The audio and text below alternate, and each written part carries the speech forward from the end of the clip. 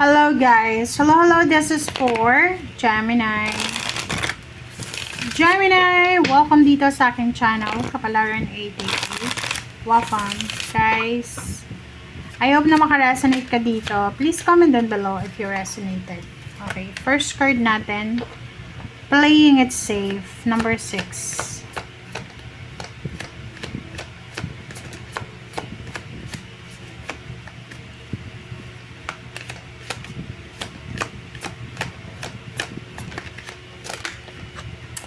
A loving woman.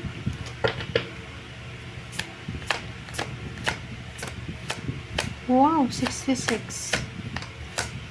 Nakikita ko dito, lalaki ka ba, Gemini? Lalaking Gemini, paki-comment sa comment section. Isang babae, kung in a relationship ka, huwag kang masyadong siloso.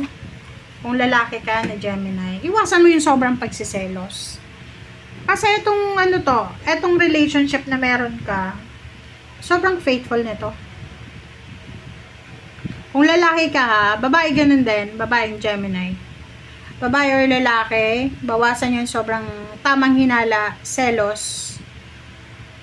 Kasi deserve ng person mo ng trust. Deserve nila yung trust. Okay? Baka iniisip mo, nagpe-playing safe lang sila.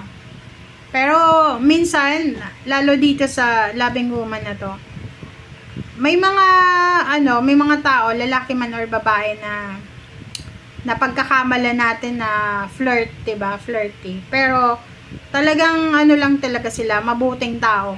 Like, marami silang kaibigan, lalaki or babae. So, kung ikaw, Gemini, kung in a relationship ka, tapos, yung person mo may friend na lalaki, wag mong pagsilosan hanggat hindi mo nakikita na may relationship sila or may ginagawa silang mali. Kasi minsan yung selos, yun yung pwedeng maging mitsa ng paghihiwalayan kasi walang trust diba? And deserve ng babaeng to yung trust, yung pagmamahal, deserve niya yung yung kalinga, tiwala. Kasi for me kung wala kang tiwala, ba't ka pa makikipagrelasyon? Diba?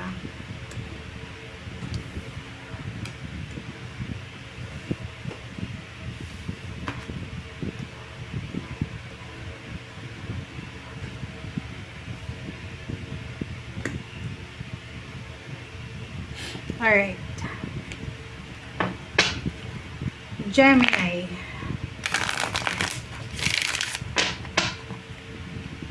Yung reading natin guys, kung ano lang yung lumalabas, pwedeng mag-resonate or hindi. Kaya ngayon, kailangan yung gamitin ng iyong intuition. First quarter moon in Scorpio, new moon in Aries. Pa-comment sa comment section, Gemini. May mga blockages ka, may mga unhealthy habits, lifestyle. Love life man yan or sa pera, trabaho, na kailangan mong alisin, release it. Okay? Kasi blockage nga siya diba? Kung ano man yan na nakakasagabal sa katahimikan mo, nakakasagabal sa pag-asenso mo, nakakasagabal sa love life mo, or whatever man na nakakasagabal, oras na para alisin mo daw. Okay? Go for it. Diba? Kasi sagabal yan Bakit ka pa, bakit ka pa magsasayang ng oras? Okay? Kung alam mo na hindi ka naman magiging happy. Okay? Sagabal sa pagiging masaya mo. Sagabal sa pangarap mo. Ano pa ba? Sagabal sa pang-araw-araw mong buhay. Alisin mo na.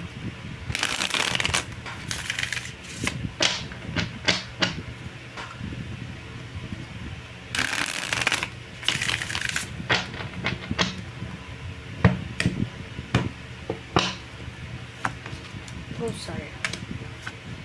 Okay, Eight of Pentacles. Wow! Congratulations, Gemini. Ang barahan na to, sinasabi ng barahan na posibleng may trabaho ka ngayon. may business, basta may mga sources of income kayo, pwedeng may mga harvest time kayo na gagawin sa ngayon, harvest season. Promotion, salary increase, payments, payouts, mga lump sum of money, loans, parang ganon. Or kung ikaw ay naghahanap ng trabaho, sinasabi ng bara sa'yo dito na hindi masasayang yung pag-a-apply mo. Hindi masasayang yung pagod mo kasi posibleng matanggap ka. Okay? Or posibleng may tatawag na sa'yo. So, dito naman sa Ace of Wands and Zero, the Green Man, sinasabi ng baraha doon sa mga Gemini na nakaranas ng breakup, mga Gemini na may mga nangyaring hindi maganda sa usaping pera, trabaho, negosyo, love life, or even physical health. Sinasabi ng baraha na there's an exciting new beginnings na posibleng darating sa inyo. Ang new beginnings na to ay posibleng siya yung magiging healing, 'di ba? Siya yung magiging kasagutan, answers, siya yung magiging sagot sa kung ano man na financial problems, emotional problems, health problems na meron ka. Kumbaga, kung bumagsak yung foundation mo, etong darating na tong exciting na siya na pagsisimula, siya yung magdadala sa'yo ng motivation para mag-survive, mag-move forward, parang ganun. And sinasabi ng bara sa'yo, Gemini, na may gagawin ka, isang exciting na actions, decision ang gagawin mo, and ito ay makakatulong sa'yo, sa pamilya mo, especially sa parents mo or siblings. Sinasabi na makakatulong to sa kanila para, like for example, matutulungan mo sila financially, hindi ikaw yung breadwinner pero medyo makakatulong ka sa kanila financially. Nakikita natin dito yung plano mong pagpapatayo ng bahay, pag-iipon ng pera, pagtitipid. Malapit na. And if you're in a relationship, matatag din yung plano nyong dalawa ng karelasyon mo. Diba? Ang future mo maganda, financially, emotionally, sobrang ganda. And full of celebration, guys. So, sinasabi dyan ng baraha sa'yo, Gemini, na isang risky na desisyon ang posibleng gagawin mo. Tapos, para siyang domino effect. 'Di ba? Pag domino, isa lang na ginawa mo, tuloy-tuloy na siya. So, eto siya. Magiging sobrang happy ka financially, emotionally. Yung mga single ngayon, pwedeng makakapag-asawa kayo ng stable and secured na tao. Love life and family life, may celebration kayo na isi-celebrate. Whether it's a celebration of success, of love, and happiness. Thank you, guys. Bye!